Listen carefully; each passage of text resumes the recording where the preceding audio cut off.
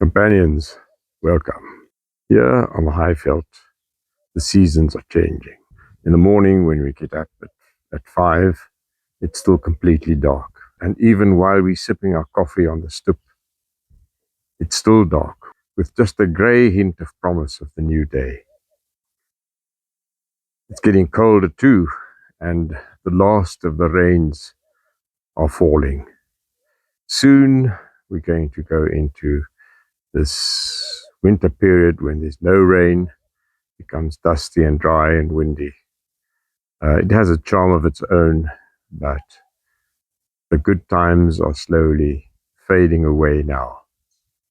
And it made me think of a trip I did into the Kalahari once. I want to play that for you. I hope you enjoy it. The Kalahari is a vast savanna desert. It stretches from about the Orange River in South Africa northwards, and almost from the edge of the continent in the west eastwards for hundreds of thousands square kilometers.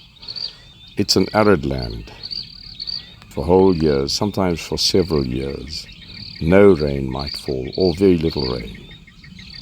But just sometimes, vast forces of temperature and pressure combine far away over oceans and continents in just that particularly perfect way that will push moisture over the southwestern parts of the African continent.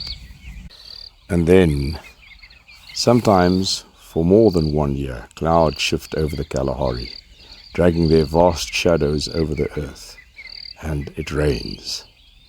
Then the Kalahari becomes a wonderland, so lush and so verdant that previous stretches that were dry and arid can easily be forgotten.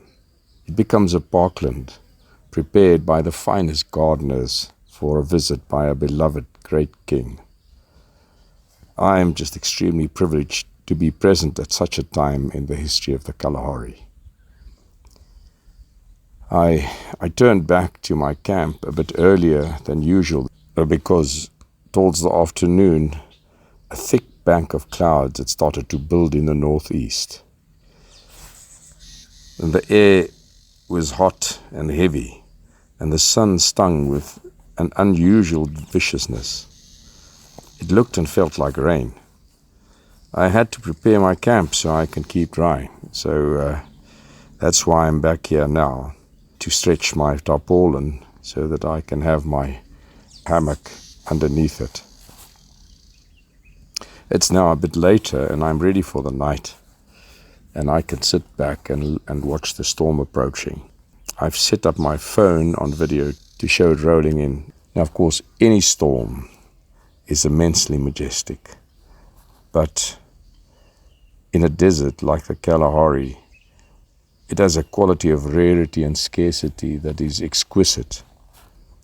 There is a kind of expectancy in the earth, as if it's holding its breath for that great wonder of water.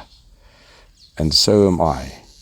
I cannot tell you how much I'm appreciating this moment of the storm developing and the wind blowing, and then it's beginning to die down a bit now, but just now it'll pick up again and become quite fierce.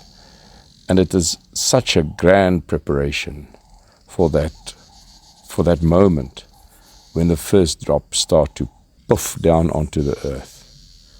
Let me enjoy the last bit of light and then retire to underneath my tarpaulin for the night. Companions, I hope you enjoyed that, and that you will join me again next week. Good luck until then.